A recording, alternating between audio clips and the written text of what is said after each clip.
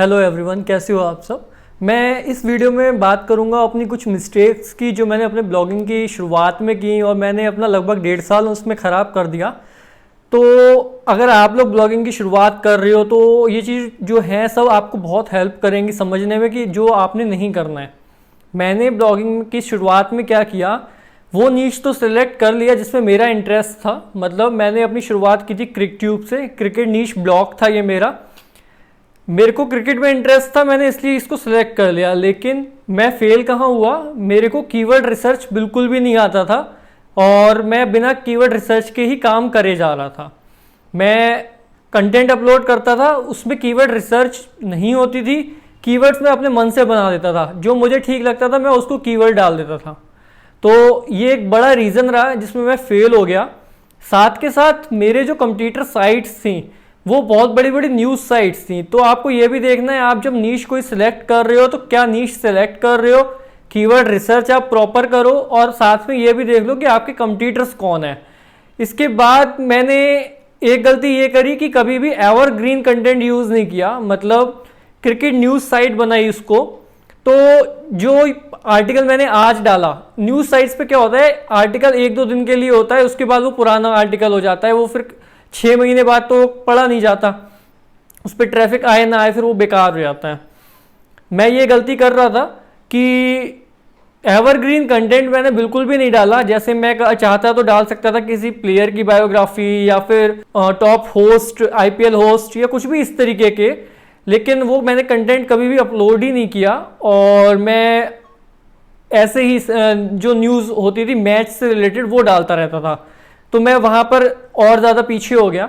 इसके बाद मैंने कभी भी ये नहीं देखा कि मेरी ऑडियंस का इंटरेस्ट किस में है, मैंने हमेशा ये चीज़ देखी कि मुझे क्या पसंद आ रहा है। जैसे मैं अगर विराट कोहली को पसंद करता हूँ तो मैं विराट कोहली से रिलेटेड ही कंटेंट तैयार करता था। मैं कभी भी जडेजा, धवन या किसी और के बारे में बात ही नहीं करता था। मैं अगर पांड्या को पसंद करता हूँ, पांड्या ने 3 छक्के 3 गेंदों पे मार दिए, तो फिर मैं उसी से रिलेटेड आर्टिकल तैयार कर रहा हूँ। मैं उसके अलावा जडेजा ने अगर सेंचुरी मारी है, जडेजा ने 50 मारी है या कुछ भी हुआ है मैच में, तो मैं उसकी तरफ ध्यान ही नहीं देता था।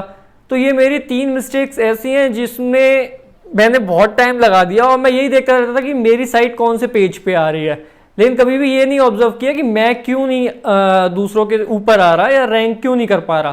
तो ये चीज़ें वो हैं जो आपको ध्यान देनी है। आप स्टार्ट कर रहे हो तो पहले अपने नीश को देखो और साथ में देखो कि कंपटीटर कौन है।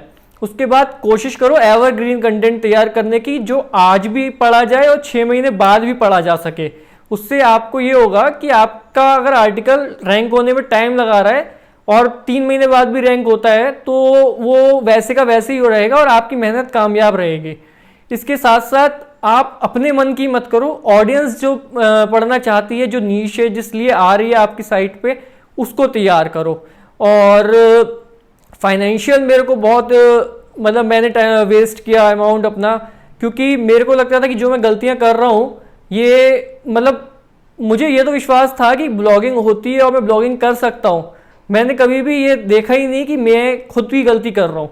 तो मैंने फिर एसईओ के लिए बंदा हायर कर लिया या फिर एसईओ के लिए किसी दूसरे बंदे से को पैसे दे दिए कि भाई तू मेरी उसका एसईओ कर दे। अब होता क्या है, अगर आप थर्ड पार्टी से एसईओ कराना चाहते हो, किसी कंपनी से एसईओ कराना चाहते हो, वो आपको कह देते हैं कि इतना इस पे कीवर्ड पे कंपटीशन है और आपको इतना टाइम लगेगा, इसके बाद 3 महीने बाद देखते हैं कि क्या ये रैंकिंग हमारे को देता है। तो मैंने वहाँ पे पैसे भी बहुत वेस्ट किए दूसरे लोगों को दे देकर।